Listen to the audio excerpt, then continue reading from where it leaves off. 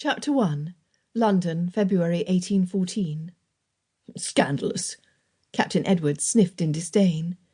Charlotte tried not to wince when he turned his icy gaze from the store window to her. No wife of mine would ever look at such a gown. His bearded jaw clenched. He added in an even stronger, censorious tone, Frankly, Charlotte, I am disappointed. "We aren't married yet," Charlotte retorted in her mind, and caught herself mid-roll of her eyes.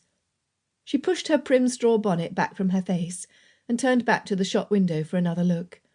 The gown floated there like a dream come true, cut in the latest fashion and trimmed with embroidered rosebuds, lace and tiny seed pearls.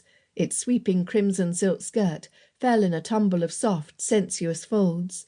The dressmaker had even angled several mirrors around the masterpiece to highlight the different views. Charlotte grinned.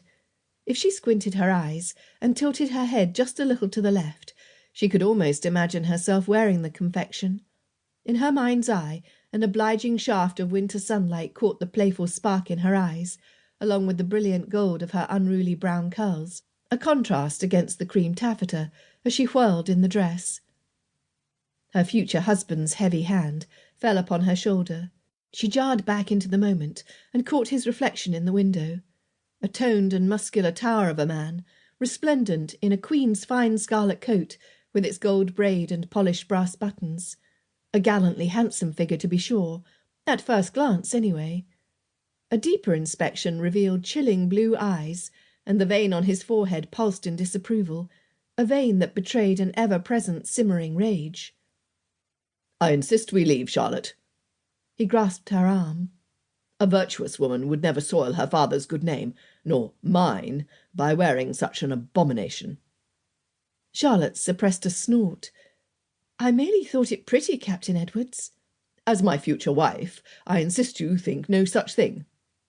He looped his arm through hers and pulled her away from the shop window. This time she did roll her eyes. Heavens, did the man seek to control her thoughts? She snorted. Captain Edwards paused mid-stride and peered down at her through narrowed eyes. Are you mocking me? Charlotte thinned her lips in a grim line. She'd witnessed the captain's temper often enough to regret her acceptance of his marriage proposal, a proposal her father had pressured her to accept at the tender age of 16. Her father, a major in the Queen's army, found Captain Edwards quite the catch. Not only was he a decorated captain, but a distant cousin to a baronet. Later she learned her father owed the man a great deal of money. The discovery gave her courage. She'd begged her father to allow her to end the engagement, but he thought it far too late, and reminded her that he valued loyalty and faithfulness above all else, after the balance of his bank account, of course. Still, she tried to change his mind, but whenever she broached the matter, he invariably replied, It is you who must change, Charlotte. You are proud and wilful. Be grateful the man still wants you. Heed his guidance. Marriage isn't pleasure. Marriage is work. When you're older, you'll understand. Now, enough of this foolishness. Well, now she was older, and she understood very well. Her father sought only to protect his own interests, not hers. I am speaking to you, Charlotte. Captain Edwards gave her arm a rough shake. I repeat, are you mocking me?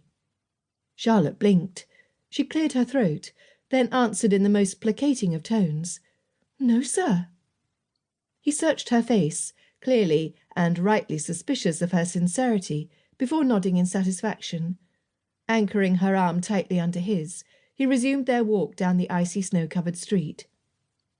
I know you think me harsh, Charlotte, he said, but I've only your best interests at heart. Be grateful I am here to guide you. Because of me, you have blossomed into a virtuous woman, a woman worthy of becoming my wife. You've changed so much from when I met you as an undisciplined young girl of 15.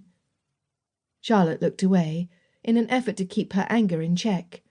If only she hadn't met him that summer 6 years ago, that dreadful day when he'd first stepped foot in her father's home. She'd been far too young and impressionable to see what he truly was.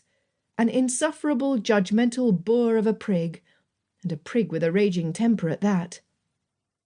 And now you are of an age where one expects you to have overcome your flaws, he droned on, puffing his chest pompously with each judging word.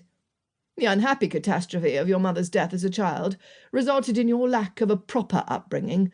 To keep listening to this audiobook, I've left you a link in the description so you can do it, at no cost thanks to Audible's 30-day free trial.